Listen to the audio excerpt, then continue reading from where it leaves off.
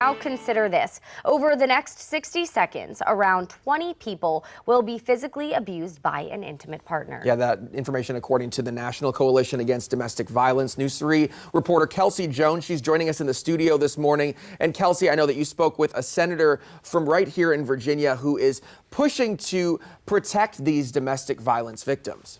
Yeah, good morning. That's right, guys. And when you mentioned those statistics earlier, I mean, it could be really hard to understand. I spoke with Senator Tim Kaine, who's introducing a bill to help survivors of domestic violence, a push that one Virginia Beach woman who nearly faced death is hoping will save lives as she shares her story. He woke me up one night with a gun in my face. Nearly 10 years ago, Chnika Clark was in an 8-year relationship with her child's father. They were best friends and she trusted him. Until one night, she says she didn't recognize the man she loved. He shot me twice, and he shot himself, and he passed away. I was shot here, in my leg, right here. Those gunshot wounds in her chest and leg are permanent scars that will live with her forever. Clark says she never filed a protective order because she was never physically abused by him until that night. I can say I did see some signs of something, and maybe if I had recognized, maybe I would have went to the police or went to certain family members to maybe help him. That push for help is coming from Senator Tim Kaine, who was introducing legislation to protect domestic survivors from gun violence. If you look at the kind, you categorize gun violence deaths, so much of it is in domestic space. Although Clark survived and is able to share her story with me, many women are not so lucky. According to the National Coalition Against Domestic Violence, a gun in a domestic violence situation increased the risk of homicide by 500%.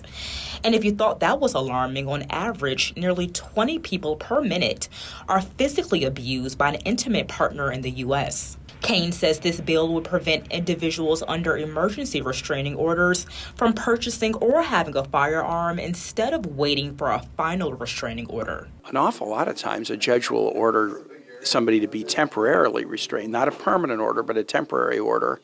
And that information does not block you from getting a weapon.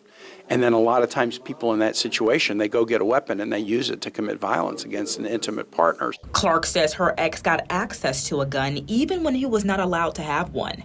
So she hopes this legislation will save many lives. Any change to help what's going on out here, I will support it, and I just hope and pray that it will. The proposed bill will ensure that all restraining orders, whether temporary or emergency, are protected under court law. I never thought I would be in this space.